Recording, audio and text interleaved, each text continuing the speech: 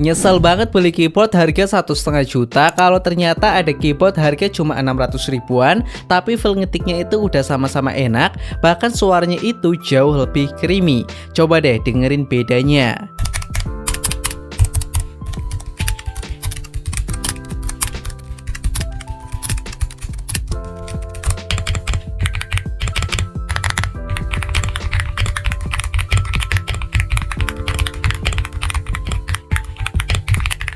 Gimana, suaranya enak yang mana? BTW ini tuh adalah Aula F75, keyboard mechanical budget yang udah best seller banget. Soalnya speknya itu udah gacor. Mulai udah bisa 3 koneksi, udah gasket mount, hot swap 5 pin, dan tentu suaranya itu udah creamy. RGB pun tentu di sini tuh udah ada, bahkan warnanya itu bisa kita gonta-ganti. Desainnya pun ini cakep dan dia itu juga udah solid banget. Makanya aku agak nyesel beli keyboard yang harganya itu 1,5